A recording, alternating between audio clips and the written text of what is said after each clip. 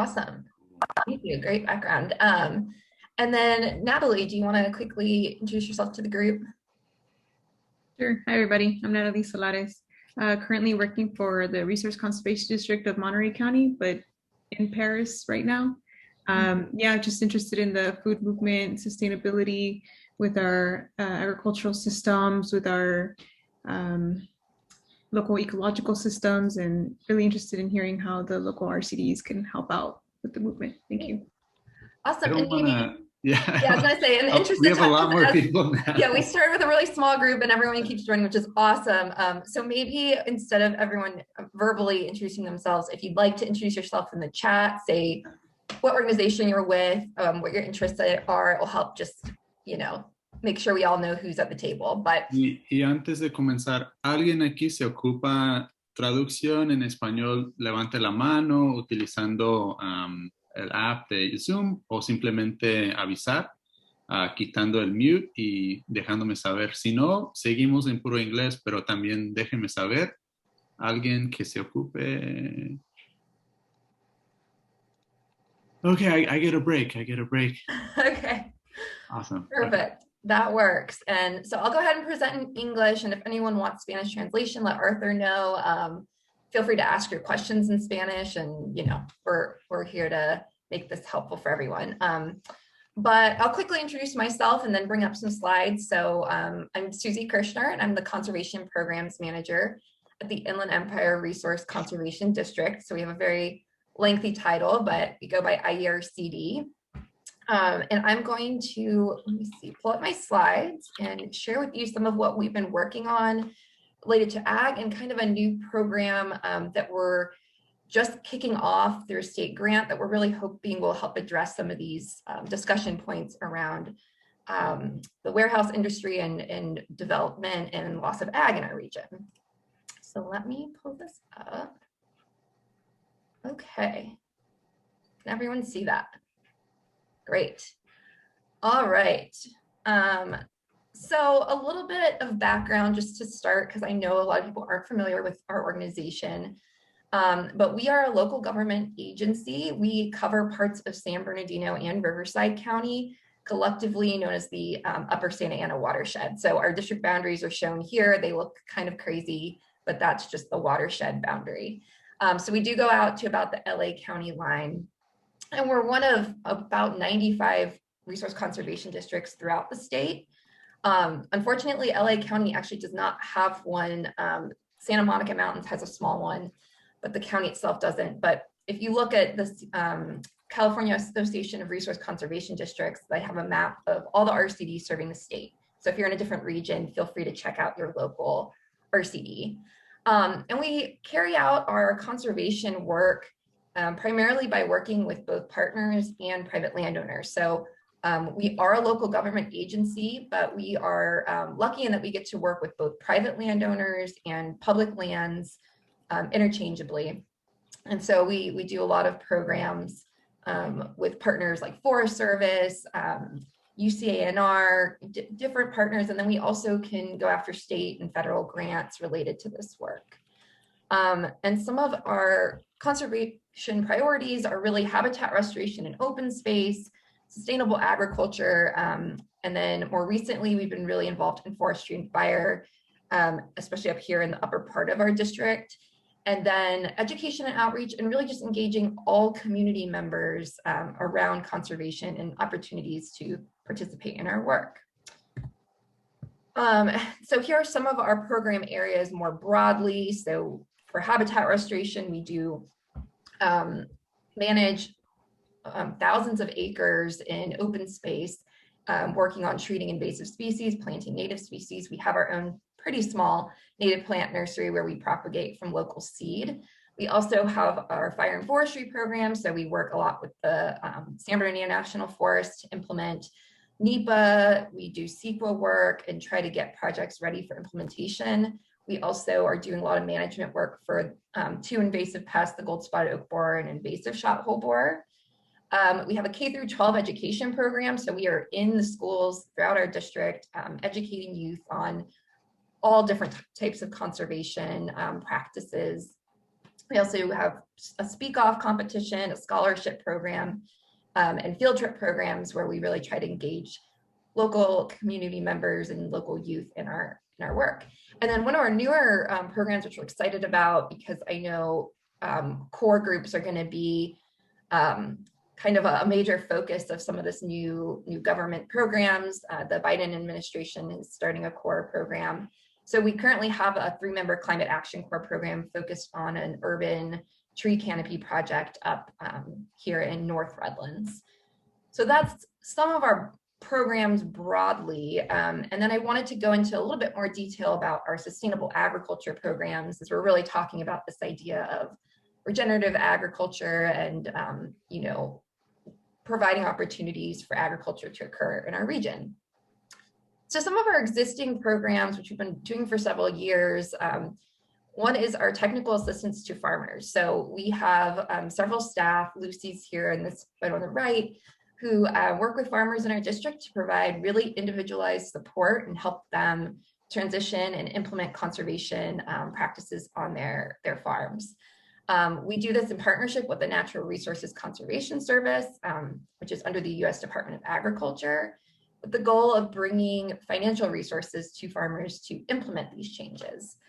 And I think kind of with the conversation we're having today, one of the kind of bottlenecks or issues we found in working with farmers on implementing conservation is the lack of land ownership. So a lot of these farmers are leasing land and don't know whether their lease is going to terminate in 1 year, 5 years from now.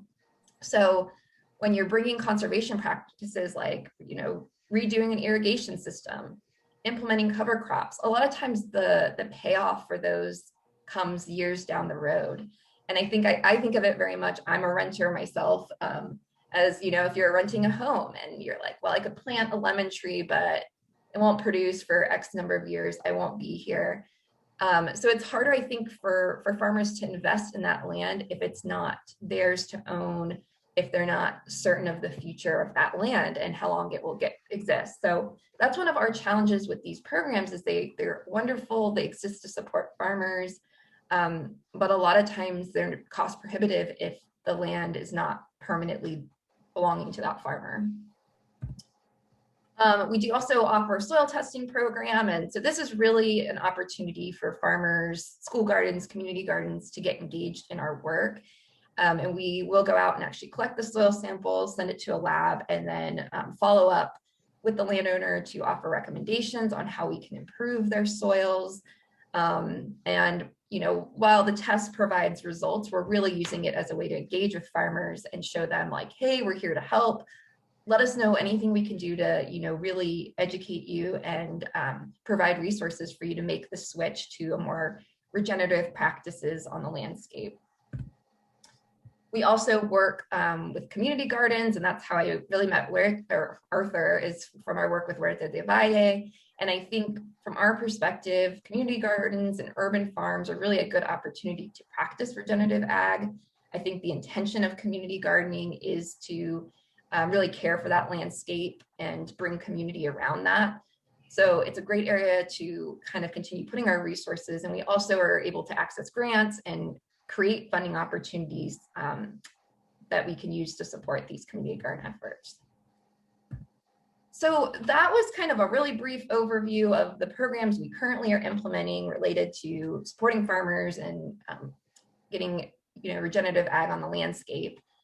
But I think in regards to this warehouse economy, development, all this growth that's happening in our region, I wanted to talk about this grant that we just received in partnership with LAFCO for San Bernardino County. And the program is called the Sustainable Agricultural Lands Conservation Program. And it's a 2-part program. So there's grants related to planning, which is what we received this past year. And there's also grants for acquiring ag land and preserving it. So they'll pay to permanently conserve land through an ag easement. So that's what's available through the SOP program. It's through the Strategic Growth Council, but also administered by the Department of Conservation. And it's funded through the California Climate Investment Fund, and it's really looking to promote smart growth in communities to support and protect agriculture. And so the planning grant specifically is really looking at, the how of how we can transform this system, not necessarily transforming it, but looking into the opportunities of what we can do. So a little bit about what we applied for. So for the grant we received, the focus is the San Bernardino Valley region generally. So basically the area where we're seeing a lot of the development occur and where we're seeing a lot of ag land lost, areas like Ontario, out here in Redlands with the citrus groves. So the same area where this warehouse industry has blossomed. And we really were interested in this program because we realized, these conversations probably should have been had 10, 20 years ago, but we want to have them now.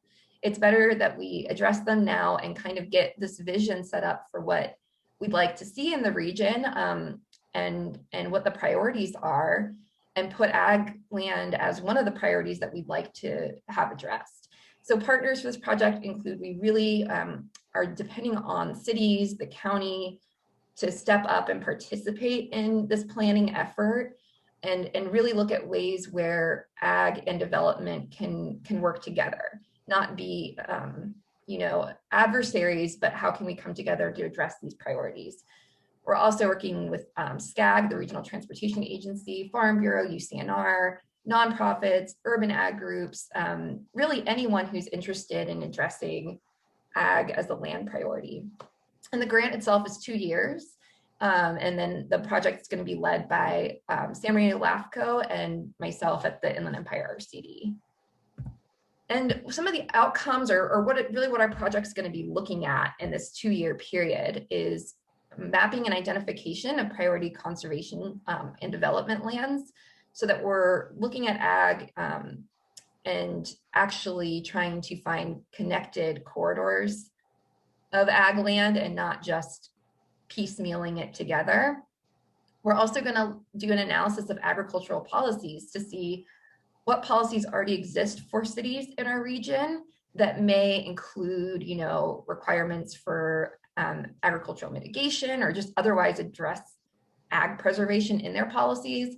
And if they do not have policies in place, we're going to work with them to see if they would be able to implement a policy to support this work, whether it be more centered around urban community farming or preserving traditional ag land.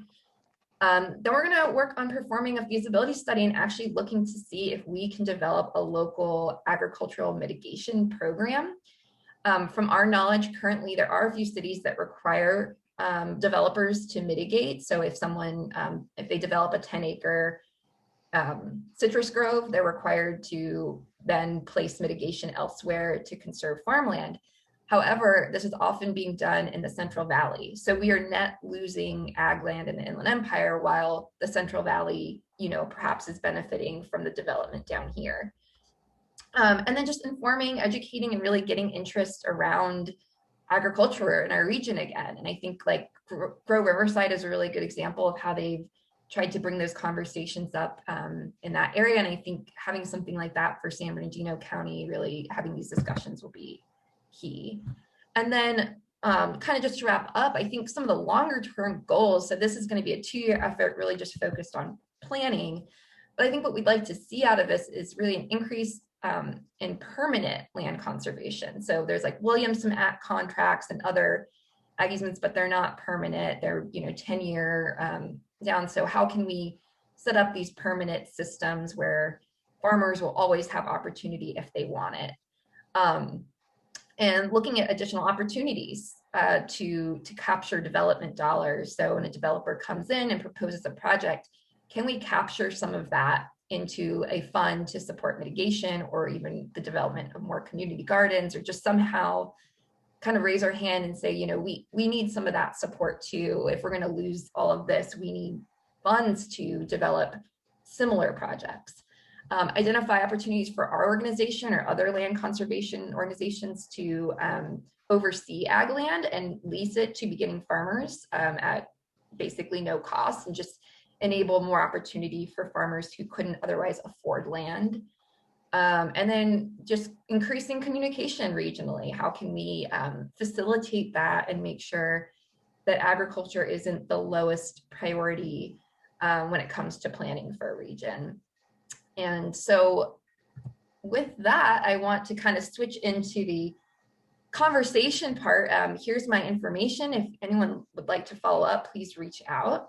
I'll leave this up for a moment if anyone wants to jot this information down, but otherwise, maybe we can first just open it up to general Q&A regarding what I just discussed, and then we can go into the doc and start going over some of those questions that Arthur has posed. So yeah, feel free to raise your hand or just speak out if you have any questions.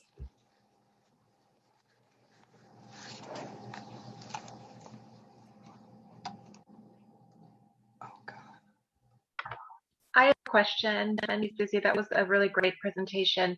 Does your district, how do you work together with like SCAG, the Southern California Area for Governments, and the local sort of planning departments to advance these policies? Sure. So that's actually a great question because we haven't, and that's like our first kind of step in all this process. Is it's interesting because as a resource conservation district, we are a local agency, but our full mission is on conservation, and we really haven't had a huge voice in the past in planning and policy. And I think partly we felt like that maybe wasn't our role, but now we're realizing more than ever it is, and not just for ag, but for things like we have whole departments dedicated to restoration of habitat and just a lot of technical expertise, forestry and fire, and helping local fire departments with those projects. So we're trying to get in that space more.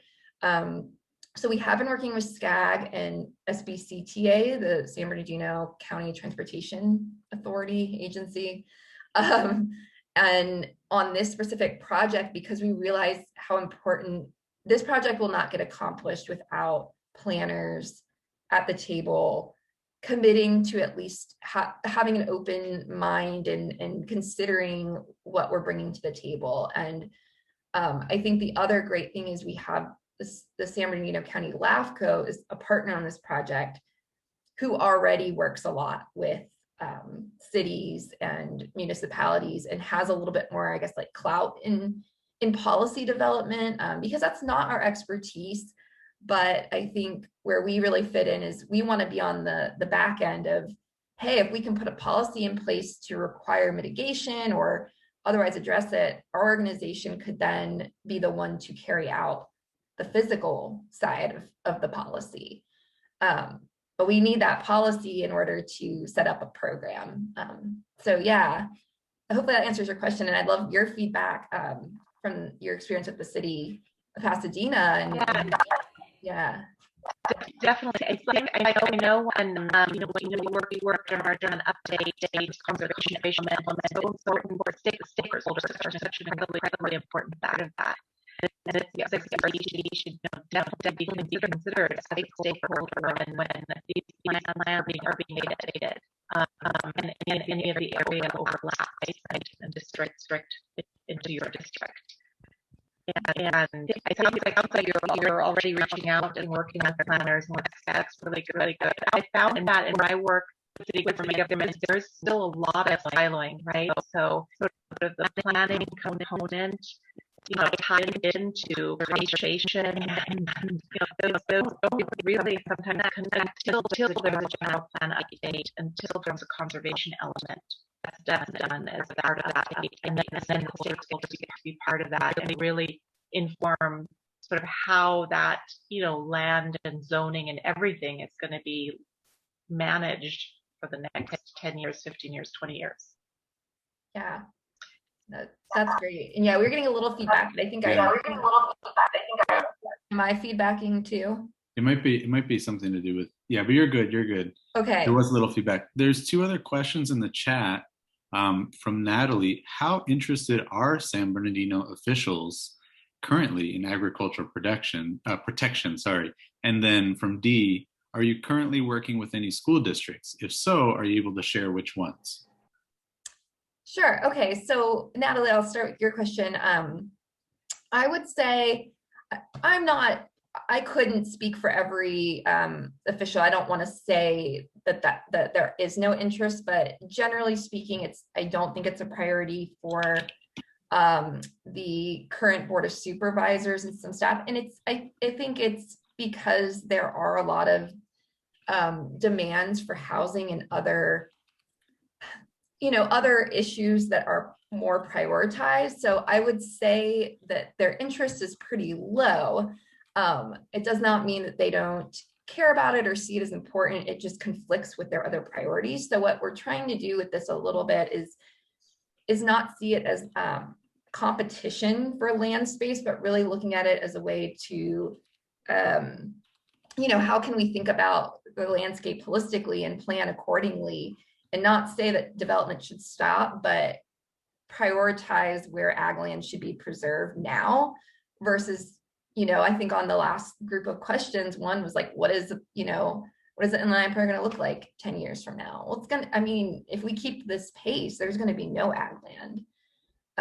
Since I've only lived here for 6 years, and I've just seen, even in Redlands, the citrus groves are disappearing every day. So if we want ag land to exist in this region, it has to be prioritized. It's going quickly. So I would say we have our work ahead of us in getting the elected officials and others also on board with this project, but we want it to be collaborative and careful not to make it too political and push out, have anyone think that we're difficult to work with, when really we're just trying to come up with strategies to help. So hopefully that kind of answers it. We've got work to do on that.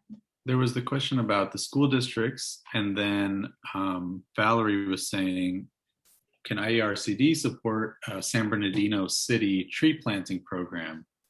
And then there's a couple other ones in the chat. Okay, so school districts, yes. I'm trying to think, and actually, so our education department is separate from you, so they would have a good list. I do know that we've worked a lot with the Fontana School District and Rialto. We do work a lot with school districts, and I think it's Rialto who actually has a maintenance staff that is really invested. And Valerie, you're nodding along. I think they have a program that they're trying to get a school garden in every school in their district. So we are working with a writing. I'd be happy to kind of follow up if interested with Dee with exactly which ones we're working with after I follow up with our ed team. So write that down. And also would love recommendations if anyone has, okay, yeah, I'll follow up with you, Dee. And then if anyone has school district connections, feel free to send that out, put it in the chat. And then let's see. Okay, how can Iarcd help the San Bernardino City get a tree planting program? That's a great question. So we, through the Climate Action Corps that we just received this year, they are doing a tree canopy program in North San Bernardino, just an area that does not have much tree cover. And it's been a little bit of a challenge because their goal is really to work with all the landowners and physically plant the trees for them and follow up. But with COVID, the outreach element has been a lot more challenging because they don't feel comfortable like door knocking. So they've had some success, but we would like to take the program that they've built, the core members over the past basically 5 months, and continue replicating it in other parts of our district, which includes San Bernardino. So we'd be happy to, if that's something that you're interested in or have a contact who's interested in starting a program, we could chat offline about that and see how we can help. Maybe get another round of crew members for next year. I wanna and then how are we on time too, Arthur? Yeah, we're good. I think based on the timer that's up here, we still have like 15 minutes. Okay. I feel good. I definitely want to get more questions for you, but I also want to share the Jamboard with folks so we can start working on that, and then we can kind of be like back and forth. So let me do that, and others are starting to get in there. So the Jamboard is the same as before. Just remember that at the top, there's a little like, looks like stacked squares and you can slide. So there's actual several pages. Each one has its own question. There's the link, boom. And then just really quickly, the questions that we do have are, how can we come together to support work around agriculture and land use? Question 2 is, what kinds of land uses can improve community health in the IE? Number 3 is, how is land use linked to other justice issues in our region? And then a couple of fun ones. Imagine a vacant lot in your town or city. What could you put there? And then 5 is blank because I don't think there was a 5th question. So there you go. So yeah, so those are the 4 questions. Feel free. And again, I also want to encourage folks, like, we don't have to necessarily live in the world of the practical all the time, and feel free to be a little visionary with that last one and like put whatever you want to see. Because that will also help to inform our work at the Conservancy and, you know, Susie's work and Valerie's work and everybody involved's work. You know, feel free to, as they say, like, use a magic wand and put whatever you want to see. Yes, so that's the Jamboard. Let's go in there. Let's maybe leave like 5 minutes of just peaceful Jamboarding, and then we'll come back and feel free, once you're kind of done with those, to throw more questions in the chat. There's definitely already one other question, which is, do you have specific programs for urban ag with Iarcd? And then, you know, Ursula was saying that RCDs are a critical voice when cities are doing their general plans and conservation elements and whatnot. So Yeah. that's really exciting. Yeah. Yeah. But yeah, like 5 minutes on the Jamboard. Just quiet jam. And then we'll come back. Okay. Yeah. I should have opened my iTunes, you know, some lo-fi beats, right? That's the trend.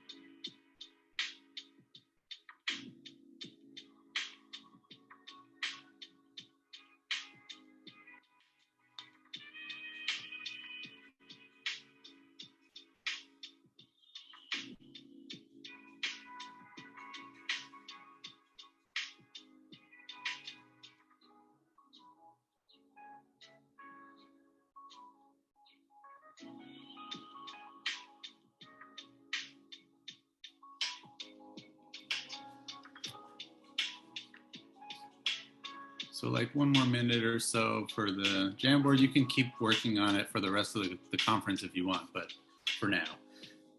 And then we'll get back and use the remainder for questions and answers and whatnot.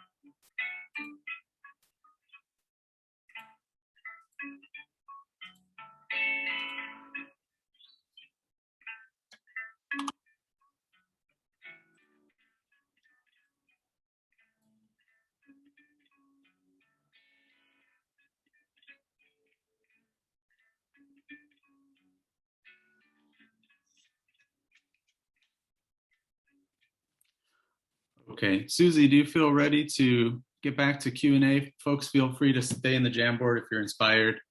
And give those third and fourth pages some love too. You know, don't forget about them. They're like in the back of the room, but you got to go get them. Yeah. So I'm just going to grab this one because it's right here from Jessica. Besides being a wonderful resource for community gardens, is there anything else you wish community orgs knew about the RCD's immediate goals and capabilities? And then again, Kevin had asked earlier, do you have specific programs for urban ag? Okay. Yes. So with the first question, I think one of the things maybe I wish that other community orgs know is that A, we're here as a resource, but B, I think we have a relatively small staff and we like to keep it that way. And that's, I think, why we want to partner so badly with organizations, community gardens, all this, because what we see it as is almost like an extension of our team. And I think Arthur is a good one to point this out, is that like Huerta de Valle, we started working with, I guess, 5-6 years ago. And we've always in some ways viewed them as like an extension of our programming, even though they're completely, you know, autonomous. They're their own organization, but we've been able to support them through different funding opportunities, and we've been able to connect them with other partners. And I think in that way, we like to partner with different organizations because we want to provide resources to help build capacity while serving as a resource, but not taking on too much as our own organization, if that makes sense. So encouraging growth within all these organizations that are doing great work and supporting where we can. So like with community gardens, we have been able to support them financially, and we'd love to continue doing that because that can help build. I know we're working with one recently that's popped up in San Bernardino, and they needed heavy metal soil testing in order to get started. And they have all these other resources they're looking for to get started.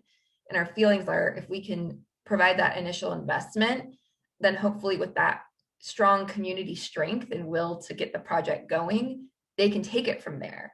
And then we've been able to really support an effort without doing that much, just really providing that initial support. So I think we just encourage any community organization that is working in, you know, ag, forestry, education, that there's so many ways that we can partner, and that we also have staff who do a lot of grant writing, primarily me, but I'm happy also to search for grants for partners. So we do that a lot too, where again, we don't always want to be doing all the work in the region. Not that we do, but we're in an effort to keep our staff size, you know, manageable. We are looking for opportunities for other organizations to take on this work, and we are happy to kind of find grants and support other programs in growing. And specifically with like our forestry work, we have a grant, a larger grant from the state. And the whole goal around that funding is to build capacity in our region. So we've been supporting fire safe councils and funding work for them, funding projects. So in that way, I like to think of us as kind of a capacity builder for the region and any organization who wants to support. And then on the urban ag question, specific programs. So I would say program-wise, our really only like super programmatic effort is the soil testing that we provide to farmers, urban gardens, anything like that. It's a free service. We collect the samples, get them sent to the lab, and return that information. We also work with urban ag through the natural resources conservation programs to get funding for those gardens. But otherwise, we do a lot of kind of like off the cuff programming with any interested. So we've done a cover crop trial with a citrus farmer who was interested. So sometimes we let the opportunities come to us versus having a program set up. We'll kind of just encourage interested parties to reach out, and we'll do what we can to make projects happen. And then Aaron asked, how can folks and organizations volunteer to help support Iarcd? So we'd hired someone who does a lot of our outreach and social media. And one of our goals was to build a stronger volunteer program, and then COVID happened. So we haven't set anything up, but we do have opportunities that we like to bring volunteers out for. So we have a native plant nursery that we usually have a monthly work day out there to encourage people to come join that. And we want to start like a more large scale volunteer program there where volunteers could even come on their own after they're trained a certain point. We do a lot of school programs, and we do encourage volunteers to join us for that. We have like a SLUES high school program where we're teaching students about conservation, and we're always looking for people to join us. We're partnering with Micah House here in Redlands this year. They work with an after-school program for underserved youth, and we're doing a program with them to go up to the mountains and experience our local San Bernardino mountains that a lot of students haven't had access to. So really anyone who wants to participate, please feel free to reach out to me, and then hopefully one day we will have a more official program where you can email us through our website and ask us for volunteer opportunities. But there's now, another one in the chat. I do also want to just mention, Susie, feel free to ask questions of the people here too, if you have any ones or just things you want to leave people with as a question to think about. Yeah. And one of the things that, this is a long ways off, but one of the things that would be really exciting to me for the SALC grant, and this is something that would have to be worked for, but is if a lot of land can get preserved in the regions, and if the RCD can act as sort of like a land trust or some kind of opportunity to hold that land, in perpetuity as working lands, then there could be really cool opportunities for kind of like community access pipelines.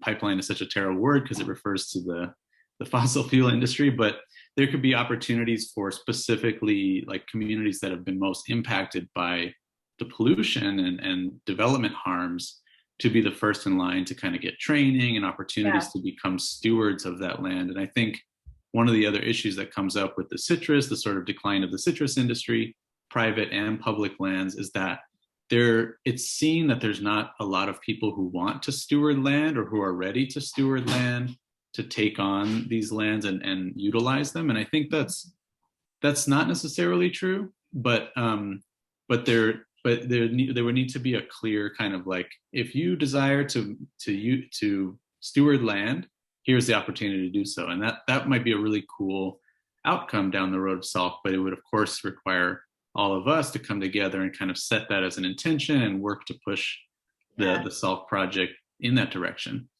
Yeah, no, I like that. And I think that was one of my long-term goals for SALC. I'd like to see out of our organization's contribution is to develop a pipeline access to land, especially for underserved communities who otherwise, it can be cost prohibitive to access land.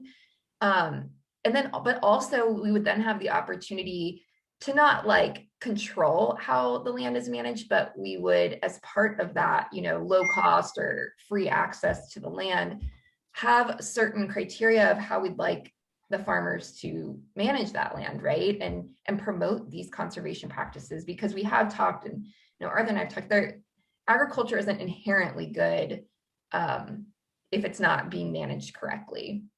And if we can, have it be a more regenerative ag system, then we know that we're really contributing to this idea of, carbon farming and preventing climate change. But if it's, managed in a more destructive way, then, it's still providing land access, but it's not helping with the idea of, promoting healthy soils. So that's my grand idea. And I really appreciate everyone's, I know we're probably gonna get kicked out, and I do.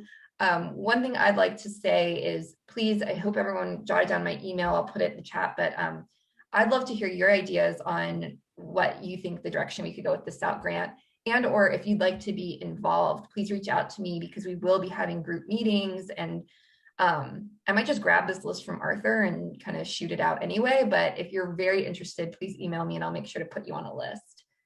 And then hopefully, yeah, I think we'll be kicked out in for about now. But yeah, I just want to make sure you did see Jessica's second question about fire and that kind of risk management. So I'm sure you guys can connect. You're already connected through. Yes, Jessica, and I think we're, support, so yeah. Yes. But yeah, we're being kicked out, but that's just one, didn't want it to go unnoticed. And thank you, everyone. We're going to go back, do some report backs, check out our Jamboard, and then we're going to be able to have a bigger group conversation to finish out the day. Great.